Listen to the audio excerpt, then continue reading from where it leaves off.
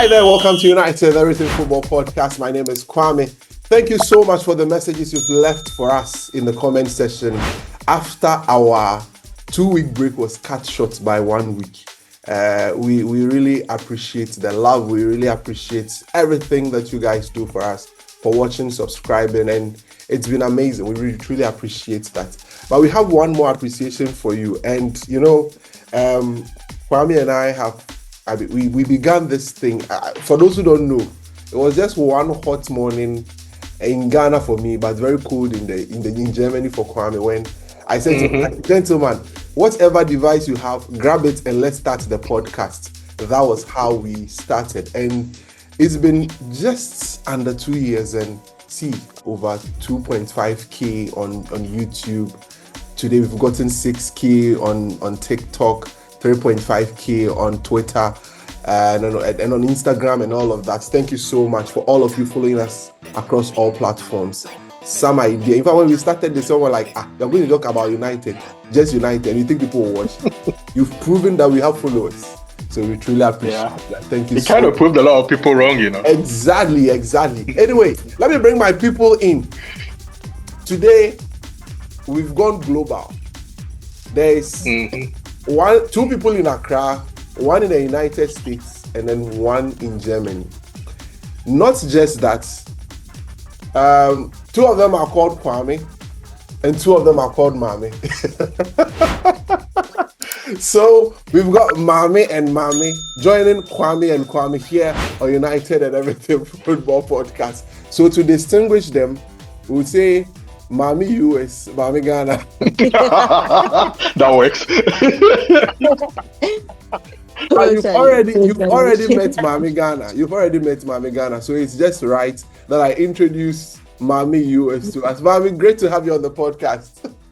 Thank you for inviting me. I always watch the episodes, so I'm honored to be talking to like-minded Manchester United Ghanaian fans. Great to have you on the podcast. And Mom, you have to tell us a little bit about yourself. Just something. Okay. Just the gist.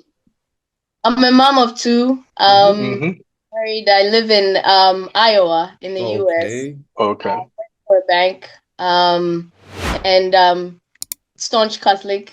Just like you promised. So yeah. I've been a Manchester United fan since, I don't know, Ryan Giggs was my first crush. Old timer. Yeah. It's been a while. Yeah. I remember the first time. Yes. Talk about that. Yes. I remember the night of the treble. I remember it like it was yesterday, and I was really young. Wow. So, I've been going at this for a long time, and sometimes when you are a Manchester United for that long, you kind of take it for granted, the wins. Yeah. Life is happening, and you are just laughing, and you're just like, oh yeah, it's another day. Manchester United won, we move, and then you start getting into your. And then now, little did you know. The same time your adulthood is hitting, Manchester United is also losing. You're like, hey, what's going on? Why have things become so difficult all of a sudden? I mean, we were in the glory days and we enjoyed it, and now we have to be in the. You have to endure. You have to endure. Yeah. You have to endure, and it's fine because this is what it means to be a fan. Yep. And also, I'm really excited about the players that we are getting because for them to come at this moment to choose us, it says a lot about their character. So hold your gun. We'll get there. We will get there. All right. So that's Mami. Let me say hi to Mami Ghana. Hi. Mami, great to have you back on the podcast. Nice to be here again, as usual. I'm glad to be here. Awesome. So you know what to do. Remember to hit the subscribe button, hit the notification bell, and also leave a comment for us. You said someone in the comment section we should come back to back. I'm like, hey, relax for us. Every day we should come. It's not easy. It's not that easy at all. It's not easy. We are career people too, so Charlie.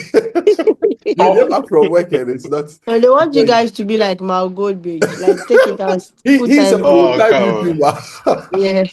Do that.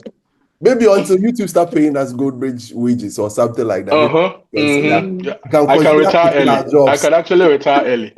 Yeah. Anyway, so thank you so much. Remember to subscribe, hit the notification bell. Let me make a quick turnaround. When I come back, we have a lot to talk about. We're talking about the transfers because that's the season we are in, the transfers. There's no football match to stress us. Fortunately, the transfers are not stressing us so much either because it looks as if things are moving a little bit, but we'll talk about that. So I'll get the thoughts from Mami and Kwame as well on all the issues here on United and Everything Football. We'll be right back after this.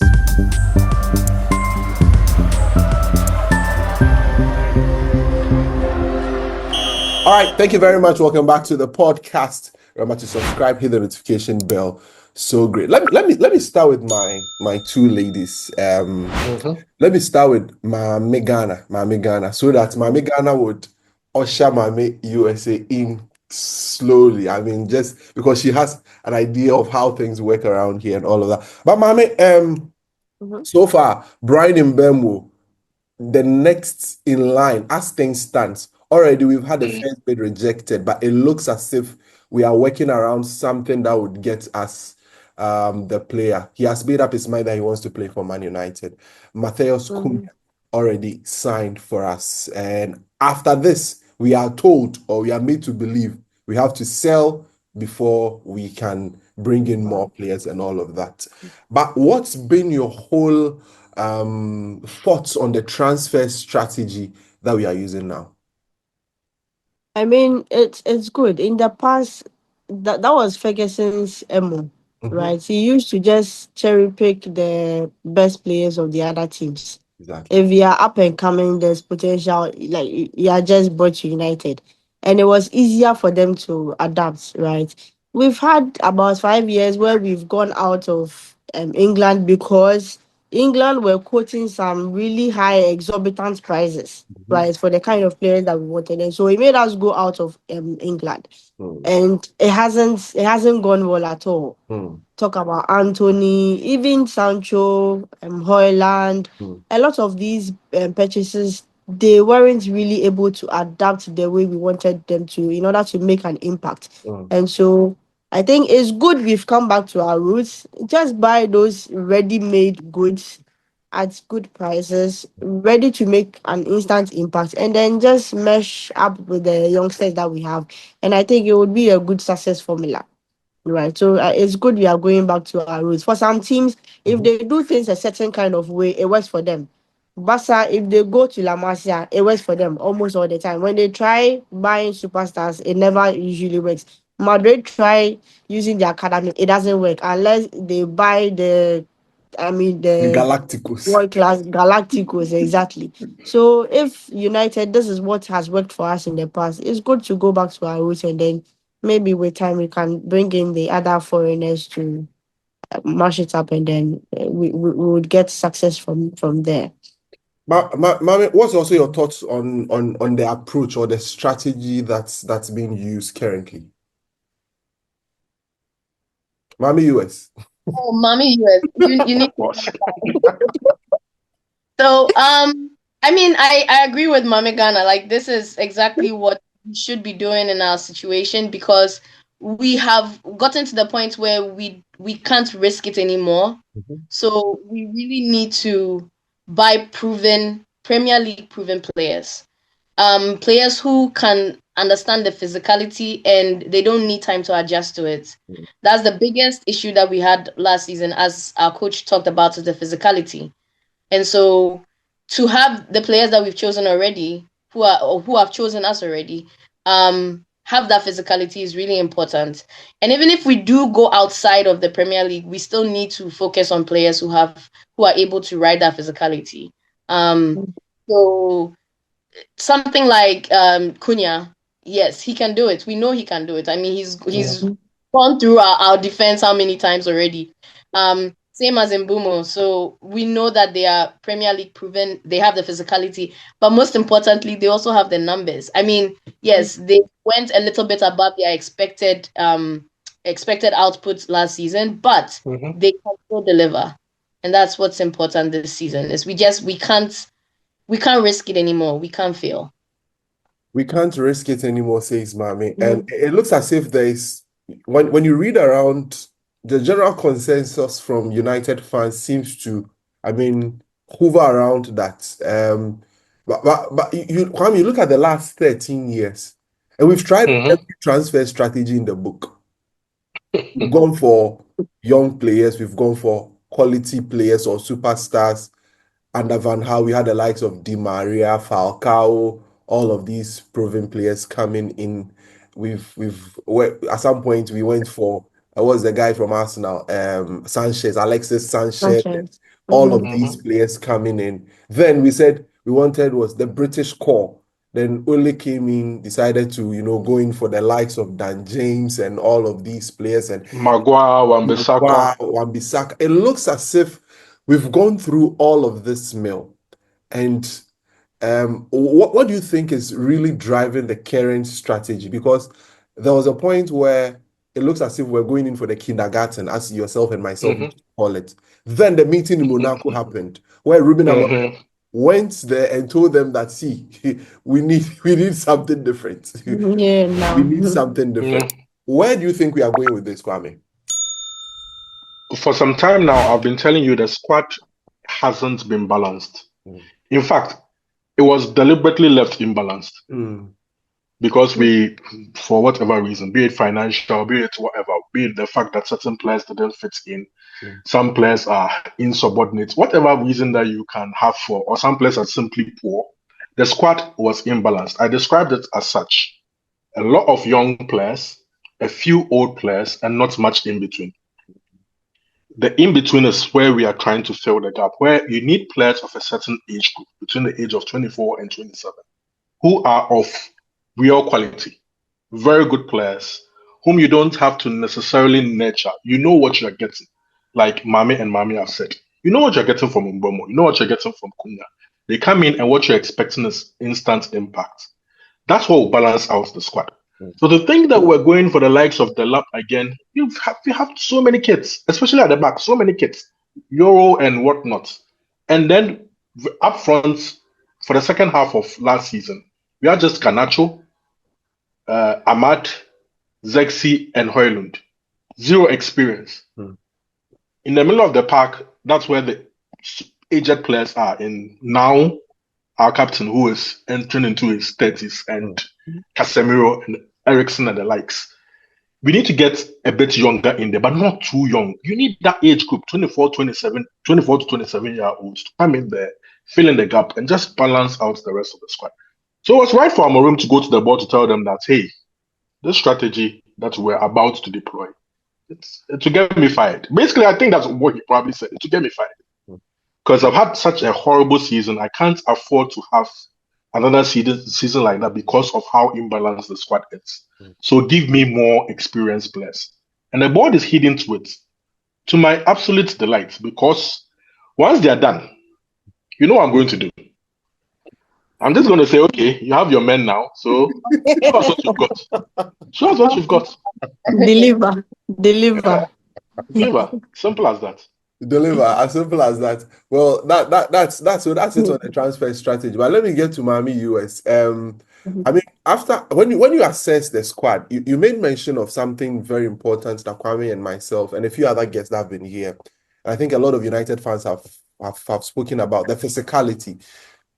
Now having this blueprint in mind, what other areas do you think we need to strengthen coming into this season in order for us to, improve drastically? As Kwame and I read from the Telegraph today, they said the coach has been tasked to improve the squad drastically. If you are giving all you want, you must also give us something drastically different from exactly. That's how they put it. But what do you think? What are some of the players that come to mind, and what areas do you think we should plug these?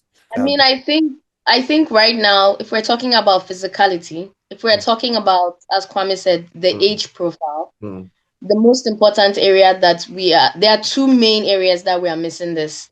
The first is the striker, and then the second is the central midfielder. Okay. So we have Christian Eriksen that has left us now, And we have Bruno, who's now in his 30s, who is going to be playing the central midfield role starting from next season as he did this season. Yeah. So you also have someone like Kobe Mainu, who is below the age of 25, right? Like 21 now, or something like that. 20. So if you have that, you have the under 25, you have the above 28, 27, and now you are missing someone in the middle, someone who is physically ready to play in the Premier League and who is in that age bracket, who is a central midfielder to take on that gap that Ericsson has left. And so for me, that is something that we have to do this season. I understand the cash is a problem, but I think we have to definitely do that this season. The striker is the other one. Same thing. Striker, we need a striker who is between the ages of 25 to 28. Maybe, I don't even think 29, 25 to 28. We already have Hoyland, who can be the deputy, who can, be given his time to kind of ease into it. We also have Obi, who can come in and learn even as an apprentice. Below the two of them. So it's really important that we get a striker who is in that age bracket, who also understands the physicality. And my preference is I would also like a striker who can head the ball. We don't have a lot of so in saying that, these two positions, do you have names in mind for these two positions? I mean, I of course I have names because we're all seeing the same names. So I don't mind Gyökeres and I don't mind Mateta. Osimhen is really, I would love Osimhen because, as I said, I love a striker who can head goals. But the problem with Osimhen is he's always been a Chelsea fan and he has wanted to go to Chelsea for a long time. So I don't know if he actually wants to come to Manchester United. And for me, this season, a player has to want to come to Manchester United to get in. So that's why. But if everything was lining up perfectly, Osimhen would be my guy. But he is not. I don't think he's ready for United. So I would be okay with either Gyökeres or Mateta. I wouldn't mind either of them. Mateta because I know he's Premier League proven. I know his hold-up play is really well. He does it really well, and we need that. And he can also head the ball. Gyökeres is not great with heading the ball, but he's still good physically. He's had that experience in the Championship, so he can definitely take the physical aspect of the Premier League and adjust to it quickly. So I wouldn't mind him. Central midfield is the one that is. I really don't know. I know that it's been said that Amorim is looking for someone who is physical, who is a box-to-box 8. And I think that makes sense because Ugarte needed this last season to adjust physically. And I think that maybe some United fans are not really giving him that space because I'm waiting to see what he does this season to see if he has the physicality for the Premier League. But that's our DM in that age bracket. So we need someone who can actually carry the ball. That's the most important thing. We need someone who can carry the ball. I don't necessarily even think that the person needs to create per se, because if you have Cunha and you have Mbumo, then you carry the ball, you lay it off. Then you also have your Dogu and Amat coming from the wing back position. You have enough to create. So I really think a CM who can carry the ball is the most important thing.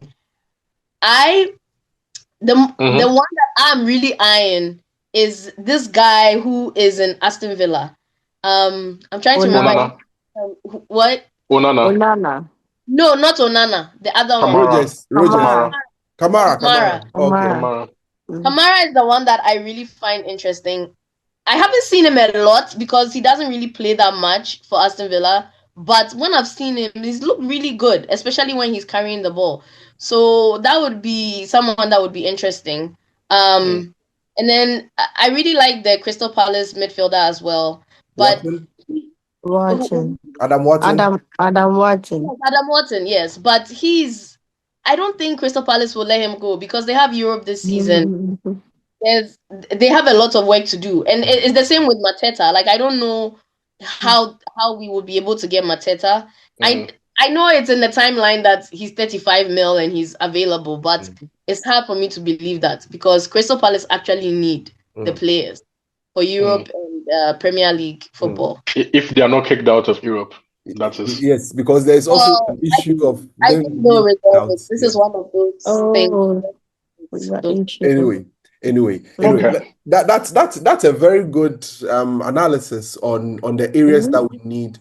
I mean, clarifying the profiles and putting names to it. I mean, Mhm. it was just brilliant. I really enjoyed that. Mami Ghana. Before Mami US takes over again. So the same question goes to you. I mean, having listened to Mami talk about the profiles and other things, and I mean, what comes to your mind? I mean, what kind of players are you looking at to fill those areas, the athletic eight that Ruben Amorim is being reported to be, I mean, being interested in and all that. What are you looking at, Pesta? You can also listen if you think we should strengthen in any other Other position. Any areas. other ones? Sure.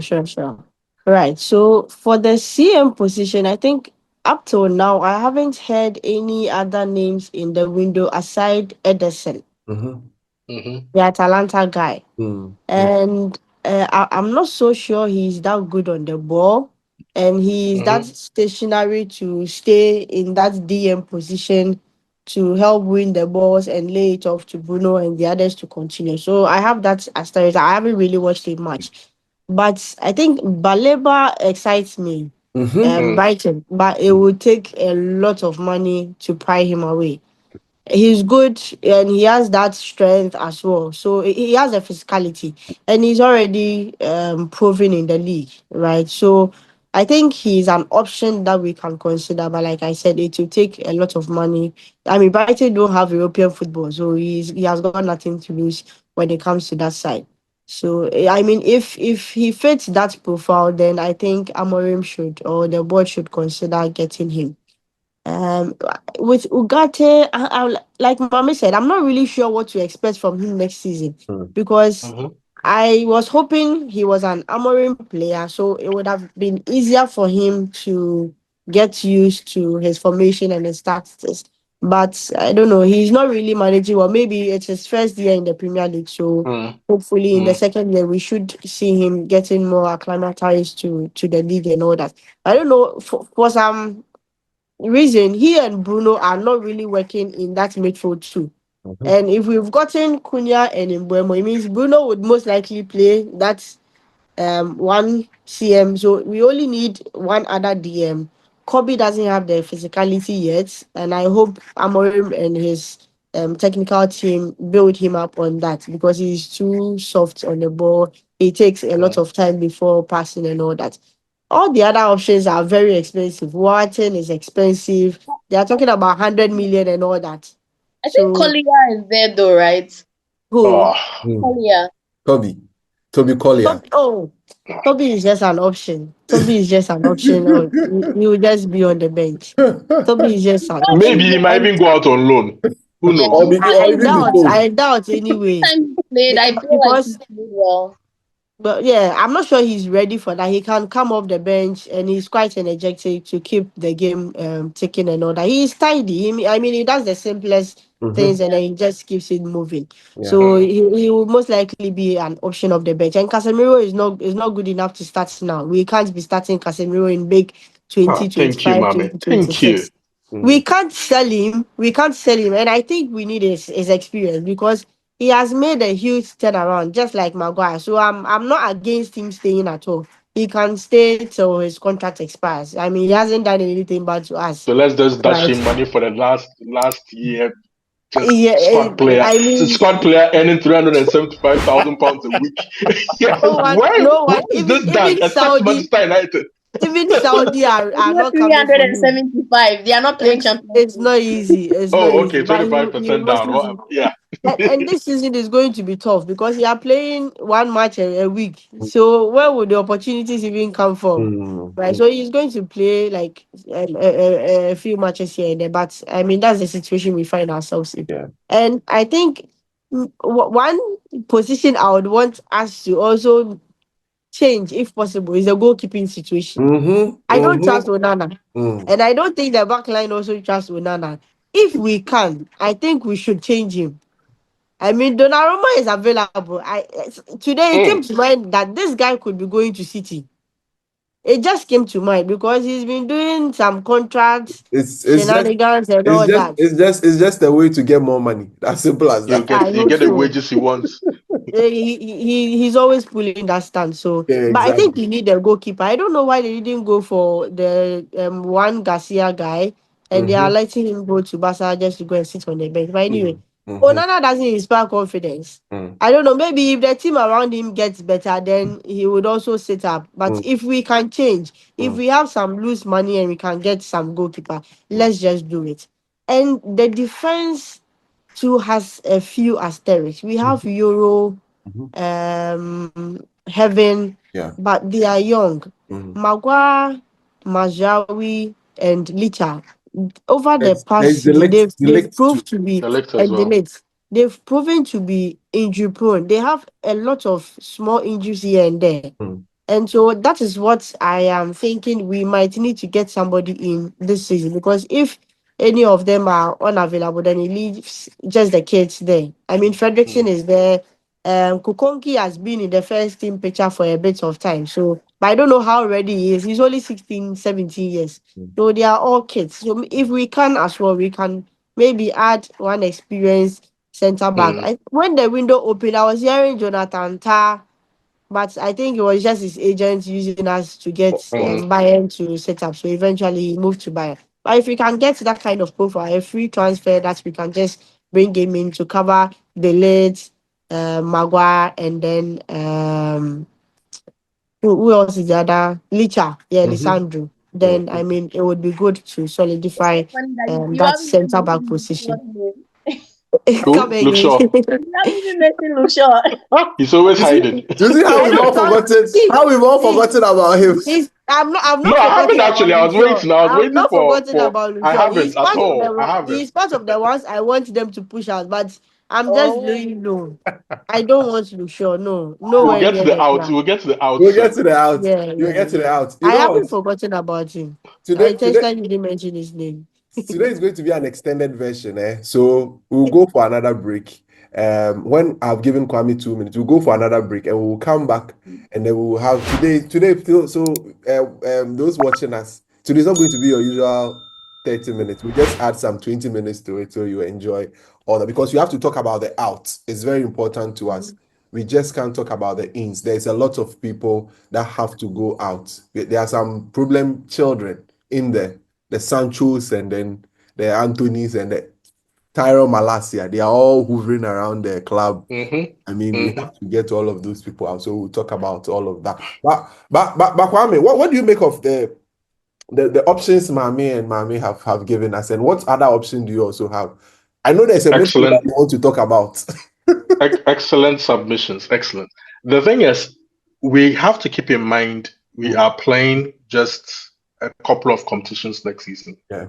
Literally, we're playing almost one game per week, as they always put it. We don't need a big squad. Yeah. We don't. A big squad even creates problems. Mm-hmm. If you're not playing in multiple competitions, you're not playing in Europe, you do not need a big squad. And Amorim typically doesn't even play with a big squad. He's already said it. Yeah. He doesn't play with a big squad. So I don't think in defense we need any more defenders. Yeah. What we need is good organizational coaching. Mm-hmm. Defending properly from set pieces. Mm-hmm. All those kind of things. In terms of injuries, I think we can manage it with the players that we have. We should be able to manage it with the players that we have. Playing one game a week. Midfield, like the ladies said, we need a midfielder there. Sometimes we say we need a DM. Some people also say we need an 8. It's so much confusion. Like, do we need an 8? Do we need a 6? As for me, see, let me ask you guys. What was N'Golo Kante? Or what is N'Golo Kante? Is he an 8 or a 6? At Leicester, he was purely a 6. Mm-hmm. He was And just a destroyer. Mm-hmm. It and was when now, he moved to Chelsea, I think when Sarri came his second season, and then Sarri decided to use him as a ball carrier. He even moved him forward at some point because they had Jorginho, who was kind and of now, playing. how would you describe him to be? More like a box So to at box. Chelsea, he grew into some kind of 8, like Pogba kind of 8. He could carry the ball he could move the ball forward. I'm For going to me. set another example. Mm-hmm. What is Baleba? Is he an 8 or a 6? He does both for me. He does both. Good.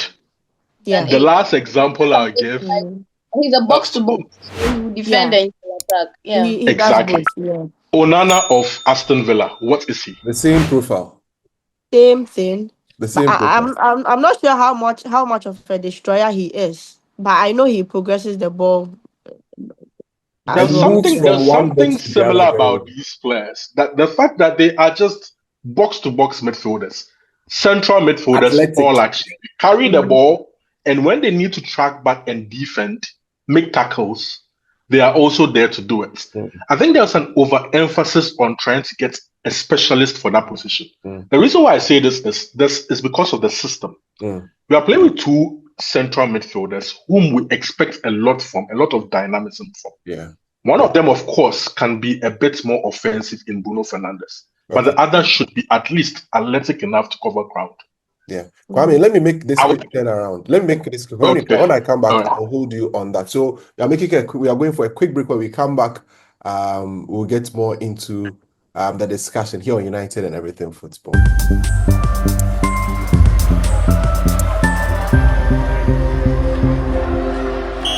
All right, so we are back here on United and Everything Football Podcast. So Kwame was making a point on the midfield. Kwame, you're making a point about the athleticism or the 8 or which player that you're looking at. Yeah. These three names I mentioned, when you look at their profile, you wouldn't necessarily call them 6-1-8. They're just all action central midfielders. They do both sides of the ball. It's a basketball thing. Like they do both sides, defense, offense. They are just all action. Yeah. That's the kind of midfielder that we need, in my opinion. Mm. So I don't want to stick to the whole 6 and 8 narrative. We need that profile of player in our midfielder. We don't have it. Kobe Mainoo doesn't have it.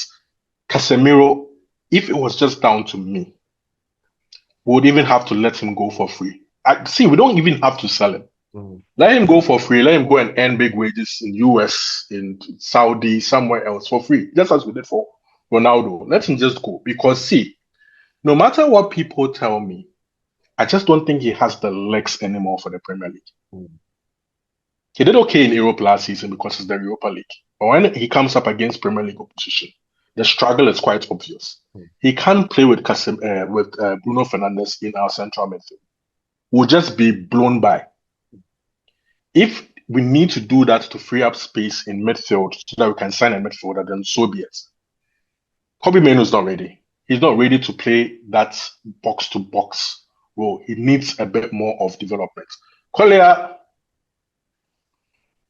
is just Collier. I don't even know what to make of him. He's just probably he might even go on loan or something. But the thing about Ugarte is sometimes we have to give players time. In other clubs like Liverpool, like Man City, they are able to afford a player one season to bet in. Gravenberch wasn't Gravenberch 2 years ago when he joined Liverpool.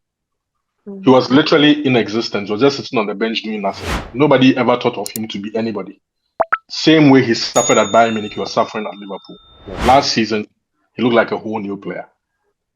I use one City player as a typical example. Bernardo Silva, if you can cast your mind back at Bernardo Silva's first season, he looked like a child in the Premier League. Even Rodri.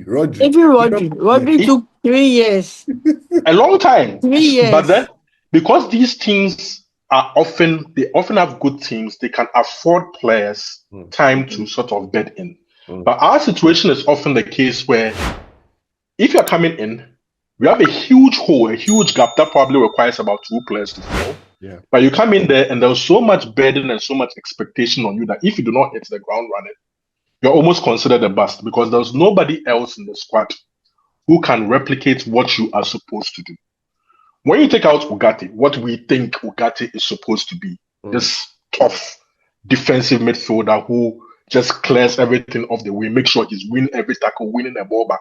Not necessarily creating anything, but just keep on winning the ball. He's not doing that right now. You take him out, who else can do it? You think Casemiro can do it now? Of course he can't do it like he used to do. And that's just about it. There is no other profile like him. You take Bruno Fernandes out now, and you go like, who else can create and play like Bruno Fernandes as our 8? And you're wondering who. That's the problem. The depth in quality in certain positions aren't always there. So when a player comes in and you don't do the job we expect you to do, there's nothing else we can do. Managers are left with not too many options, and it creates problems. So I just want somebody to come in who can do a bit of both, a bit of everything. Like, I mean, if Bruno is not playing, you stick that player in with Casemiro. This player can forward with the ball, drive past 2 or 3 players, lay the ball off to our number 10s, and they do their thing. At the same time, he can play with Bruno Fernandes in doing that dirty job in trying to recycle possession and just pop the ball around. You get what I'm saying? Not necessarily like an 8, a 6. No, I need an all-action central midfielder. If you don't find one in any of the 3 names I've mentioned, go to France. As of France, there are a lot of them there. All these clubs that go to France and go and bring them for 2 cities to the Premier League and then sell them off for 50, 60 million pounds. We can find the Kamavinga there. We can find the Tchouaméni in France for 20, 30, 40 million pounds. Bring in an unknown name and he'll probably just do the job. So I don't want to sound racist or something like that. I'm saying that go for a black dude. Who can I knew you were going there. I said it. Yeah, go for a black dude from France. Bring him in, or probably of African descent with some name, and then bring him into our center. You will do the job for us. Easy.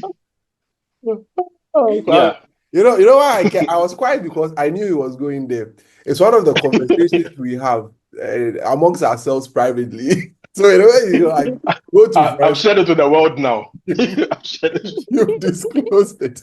Anyway, let's wrap Mami and Mami. Let's wrap it. I'll start with Mami US. Let's wrap it up with some of the outgoings. I mean, we have a lot of problem children, like I rightly said. How do we go about it? Because it's looking as if we had a certain amount we have to spend. I mean, in terms of cash. And that is what we are probably going to be spending on Mbembo and then on Cunha. So what it means is that for us to be able to do things as we want to, we need to be able to, make some sales and all of that. We have some high-profile players that we need to. Rashford, Garnacho, Sancho, Anthony, and all of these. The list is long. How do we go about it? Because for some of us, it's become a headache.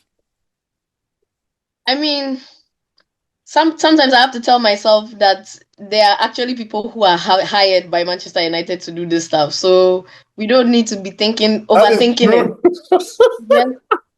Just wait for them to actually do their job. And I'm trusting that if Sir Ratcliffe is going to do anything, he's going to fire somebody who doesn't perform. Because that guy exactly. If the staff are feeling it, I expect the same treatment to go to the players. Just lay them off. Exactly. So, how do we do it? For me, I think we definitely have the cash for this 2-week transfer window that's ending on. So I think that I'm really hoping that the Mbeumo deal will go over the line by today. And then after that, there's a week break. And then that's when Agronaso, because at that point, that's when we start seeing who is actually leaving the club. Yes. I don't know if we'll be able to get all of them out. I think that maybe 1 or 2 will still go on loan. But that will still be cash that will come to us if they do go on loan. And right now, our problem is not a PSR problem, it's a cash problem. So if we are able to also have good payment schedule terms with other clubs for the players that we go and get, I really think that we should be able to get at least 2 other players in the second transfer window that comes this summer.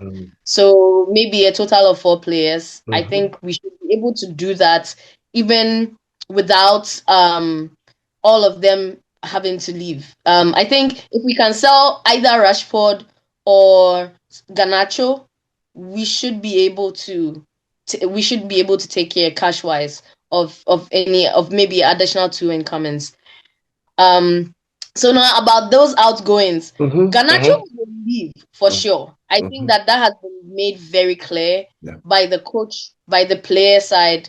by the fact that there are so many suitors that have lined up for him. He's definitely leaving. I really hope that the executives that we have will not lower the price because we don't want him. Because Garnacho still has a lot of value. He is an under 21 player who has been in like the top 5 attackers in terms of outputs under 21 in the world. So we can sell him. We should not sell him for anything less than 60 million, in my opinion. Whether you want to say it in euros or pounds, it shouldn't be less than 60 million. The number 60 should hit. It should just be the it should sound good. It should sound right. Exactly. Because and if he goes to a Premier League team, he should even be more expensive than that, because we should be doing what the other teams have done to us in the past. And they need them because they need the squad. We don't need that squad this year, but they need the squad. So if they want the squad, they should pay for it. Otherwise, he should go to Europe. I prefer if he doesn't stay in the Premier League, because as much as like Garnacho has annoyed me with his antics, I really still like him as a player, and it will still hurt me to see him playing for other Premier League teams. I don't know. I just feel this way about any Manchester United player. I don't like seeing them playing for other Premier League teams.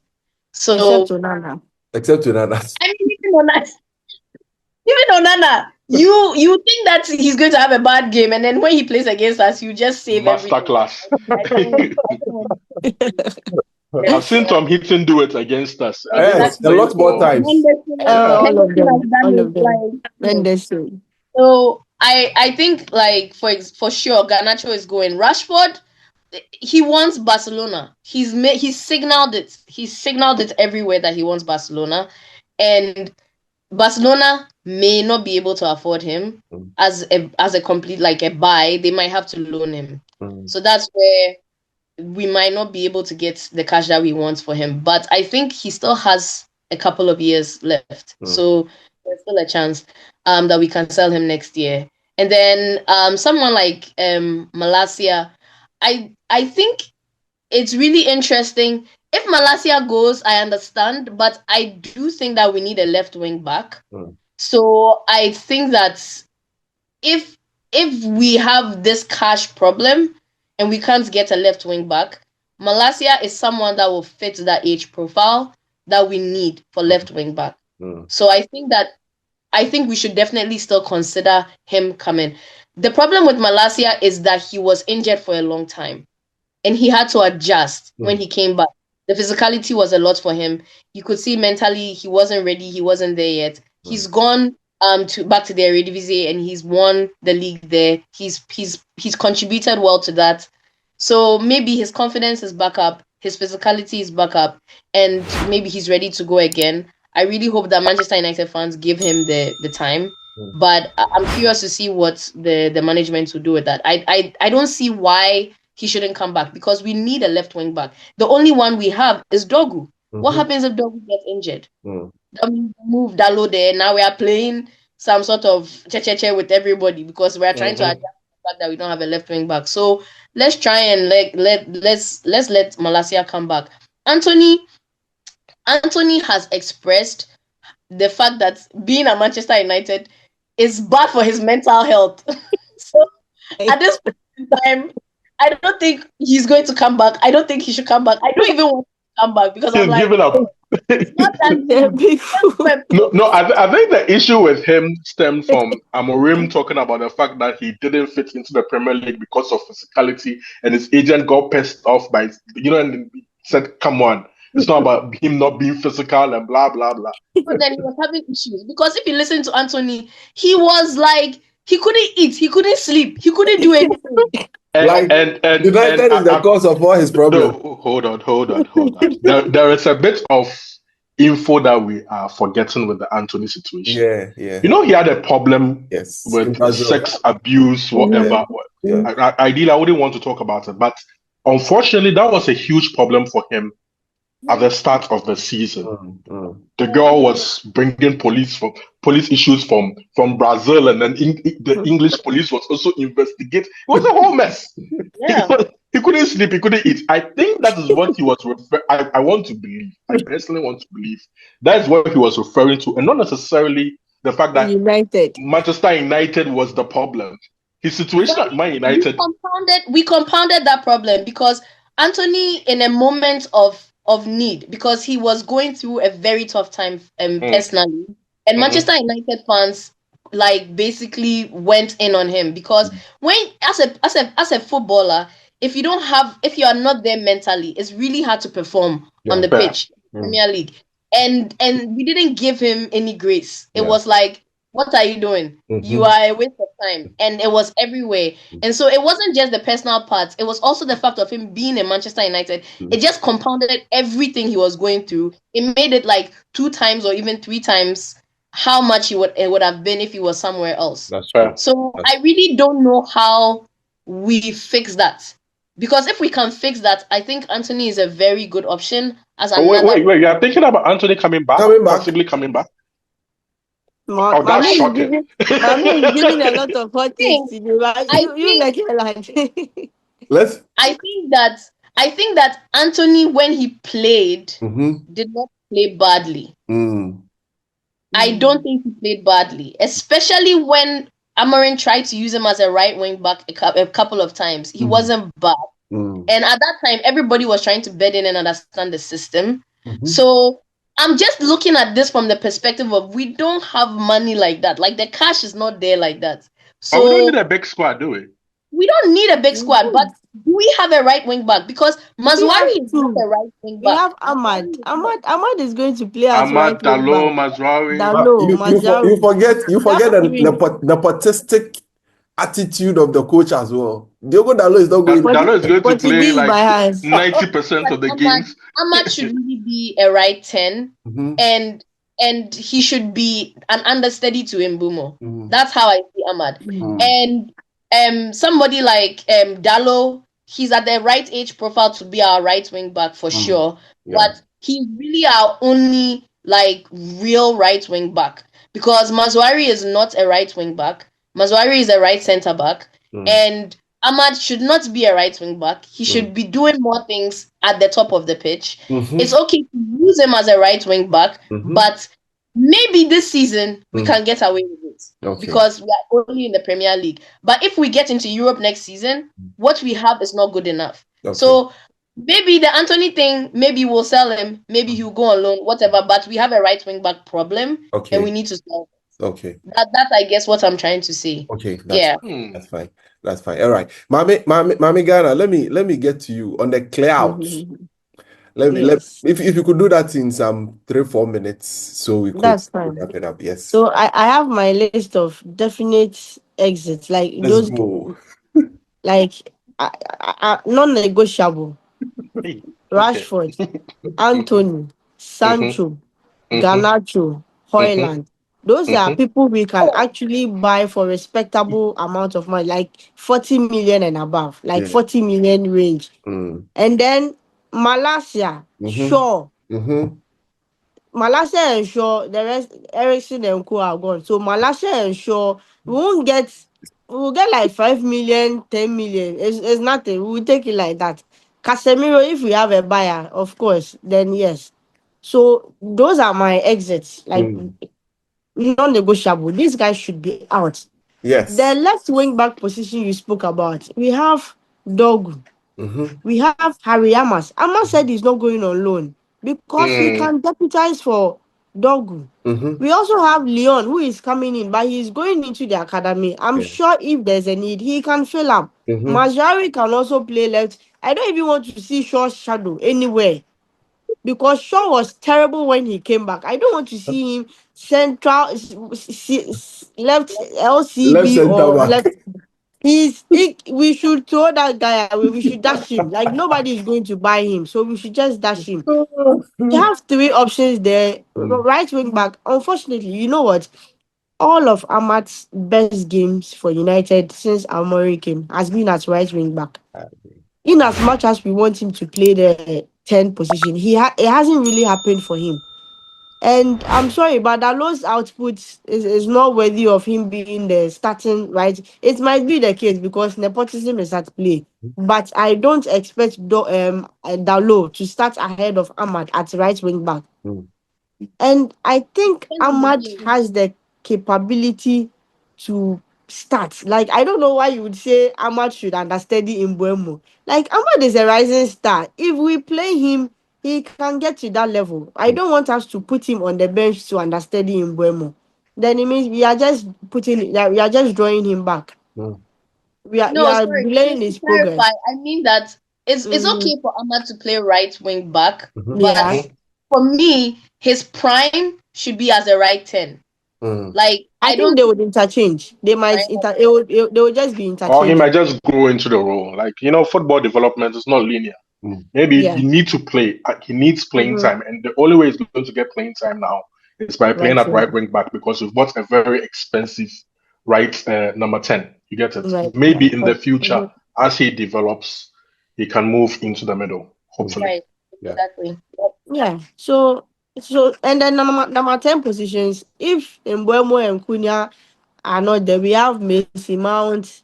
We have 9.5 Zexi, who can also deputize for the striker, whoever will come in. So I don't need Hoyland as well, because Hoyland, I can't trust Mm. that whatever challenge he is facing now, whatever confidence issues he is facing now, next season the pressure will even be much worse, because everything is set, everything is aligned, and yet we are expecting you to deliver, and it looks like the expectation is weighing on him. So I don't want to, like, let him go, and he needs a loan or something. Let him just go and learn the work somewhere else and come. If we and I think Fortunately, with there is Ineos. Inter Milan. I mean, like Exactly. around him. Exactly. And Ineos' sales have been way better than the Glazers, with the Mm-hmm. inclusion of the sell-on clauses, which have been fantastic. Elanga has a sell-on clause. Alvaro Fernandez has sell-on. Like, they've put, and it's like 40%, 30%. So if you buy it cheap, the sell-on clause is quite huge. So we have that. I think they are doing well in the sales. So I would want them to insert all those clauses, so that I don't care if you go somewhere else and do well. I mean, you had the opportunity here, you had a chance here, and Mm-hmm. you didn't do that. It could be that it's because you left United and oh, then this is my last chance. Let me just put, if I have flopped this big chance that I had, let me put in my last wherever I am now and then make it. Because obviously, if I flop here, then everybody will know, oh, he's done. So then they might put Like in Sancho, more yeah? effort. Like Sancho. Exactly, But exactly. They he might, will be and even Sancho, that one didn't even work for him. As who for will that, be that our don't strikers? even If Who we have Hoyland goes, strikers? who will be our But strikers? we already Zexi. have. We So we have intend to buy a striker. the expectation is somebody is coming in, Mm-hmm. and number 9 is coming in, whether Gyökeres or whoever is coming in. Yeah. Zexi can deputize, Mm-hmm. so Even that Cunha Mount could play can as a deputize striker. for the Even Sleepers. Cunha plays as a striker sometimes. Exactly, all those guys, they have good goal scoring ability. I would I have think even one preferred of we don't the even concentrate on that, but we need that focal point. So we I need think a one of 9. the key points in making these purchases is the Mm-hmm. fact that a lot of them are dynamic and versatile. Yeah. It's very Yeah. important because not just for the future of any other manager who will take charge of Manchester United, but even for Amorim himself and how he wants to play. Sometimes when you take a specialist out of the way, he doesn't have a ready-made option or somebody who can ably deputize in that position, and he doesn't know what to do. Last season, if you took Hoyland out, once Zexi was injured, that was it. There was nobody else. Yeah. Nobody else could just fill in. But now, Mbuemo can fill in. Cunha can also fill in because they've actually done it in the Premier League, playing as strikers. You get what I'm trying to say? So I don't think the striking position is really a problem if we bring in an elite center forward. We can let Hoyland go. We should let Hoyland go. We should, in my We opinion. should. I agree with Mame. We should let Hoyland go. Mame should. Should. Loan him. I think we should loan him. I don't think we should Oh, let him go. Mami still Okay. have some small whatever. hope for Hoyland there. However, She But it yeah. looks doesn't give like up on everything. people. She doesn't give up on people easily. So Haaland has the No, potential. We bought him based on the potential, and I think he has that potential, but I don't think he can fulfill it at United. The pressure is just too much. Mami, on your second chance thing, it looks like you have a lot of second chance people in your no, line. no. Sorry. So for Hoyland specifically, I think that there are skills that he needs to improve on. So it's a question of, like, are you going to improve on those skills? Like, can you be a better holder player? When you get the ball, how is your first touch? You need to get better with that. Those type of things can be learned. For me, In the academy, you learn that in the academy.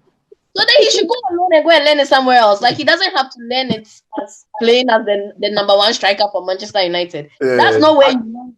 And that's where I feel like that's how I feel like we failed Højlund this season. Højlund should not have been our number one striker because we really exposed him for the weaknesses that he has. And so that is what we are talking about. But I feel like that was not him. That was our irresponsibility as a club.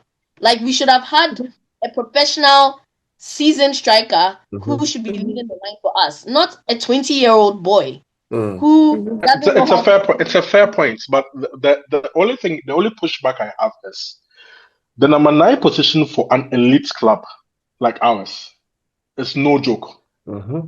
Right? Fine, we may have done him bad by putting him in a position that we did because a couple of years ago, you see, the reason I never took to Højlund is we should have signed Harry Kane and we didn't sign him. So I've never really rated a guy.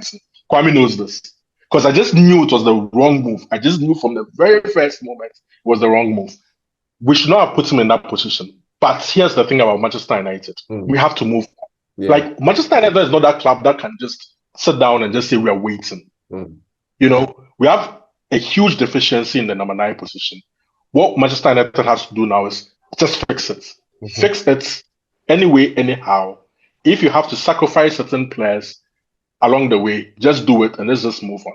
All right. Let me Mami, wrap it up for us. Mami Ghana, wrap it up for us and then let's Right, yes. So those are my outgoings. Basically I've said it all. said it all, yes. The constant ones, we know them already. If not for the fact that we are dealing with broke clubs like Barcelona, who are stingy as hell, and they are trying to do loan. But Anthony has really done well. I mean, he went out and he showcased his talent. So even if Betis don't get him, we have other clubs who are interested. So that's why I expect from the others. Bring a buyer, Sancho, for all his shenanigans. Dortmund, he went, did this, and they didn't even bring a penny to come and buy him. See, that boy, the way about he should just bring a buyer because he's not coming back to United. I don't want to see that guy back in currency. I don't want to see Jadon Sancho again. That's just the top up. That's why I want to just top up. The thing is, Manchester United, this club, sometimes we should operate like a big club, like the actual big clubs do operate. The actual big clubs are very ruthless. They will not even allow you to come for preseason. What's it is? They'll make it so clear. Like you are not going for the Club World Cup. It is clear you're not part of the future plan. Exactly. But at Manchester United, we'll sit down, and next thing you know, these players are appearing in our photos, preseason photos, and then they are laughing and then they are smiling. See. They are on. They don't have to force themselves to leave Manchester United. They can decide to sit at Manchester United and exhaust all the wages that they want to, because they're not getting those wages anywhere else but United. If you do not make it abundantly clear that players should leave, let it be known. Just as it's clear that we know Garnacho has to go. It's like it's so clear. Let it be known to every other player who is not in the future plans that it's time to go. When Chelsea, Boyle and the rest took over. That's what they did. Like, and then people were saying, "How come you are allowing players to play with under 21s and blah?" They made it clear you are not part. You don't have to be sentimental, and we are at that point where we are down so bad that we don't have to be sentimental about anything. And no players have contracts. We have to hit those contracts. Let them know they are not part. If they stay beyond, they are not coming for preseason. They are training with the under 21s. They're not going on tour. As simple as that. Yes. But Kwame, I think we have some form of leverage this season. You know, the World Cup is coming up. So unless we have those who don't have ambitions, like Sancho, who doesn't mind missing the World Cup, I mean, he's not going anywhere. Yeah, but want for to play, others who have that ambition, they will be serious in looking for a club to play, because you don't expect to sit on the bench or play with the academy. That's a good point. That's a very good point. That's a very, very good point. point. So I mean, we have a huge bargaining power here. I do want to say one thing. At least for this year. Mame wants to say something. Yes. I just want to say, it's not that I'm a second chance person. I'm thinking about who are the players that really need to leave the club this season because they are toxic. Like, they are actually toxic for the club. Rashford, Sancho, Garnacho. Those are my three. Those boys have to leave because we don't need mentally toxic players this season. We cannot do that. Yeah. The other players like Anthony, Højlund, Malacia, I know that they haven't been able to arise to the occasion of being a Manchester United fan, but I feel like if I was to be thinking about I have X number of days and I need to get rid of players, who do I need to focus on? So you focus Those would be the toxic people. Priority. Focus. In order of priority. Good points. Right. You actually you poison the water for everybody. Yeah. And that's what we don't want. That's why I'm saying it that way. Yes. Yeah. That's perfectly. Yeah, it's a fair point. Points perfectly made. See, the conversation has been so nice. I've just been sitting here with my head in my how do you call it? My hands in my cheek, whatever, and enjoying everything. But if we don't cut it, my editor would kill me because he has to sit through the night to edit everything so that we bring it out. And thank you very much, Mami Ghana, Mami US, and Kwame Germany, and Kwame Ghana. It's been great having you guys. We'll be doing it a lot more often throughout this transfer window. Any news that comes up, we'll be having a lot of our guests coming on. So you see, we are improving our diversity, gender inclusion, and all of that. So don't come at us. Don't come at us.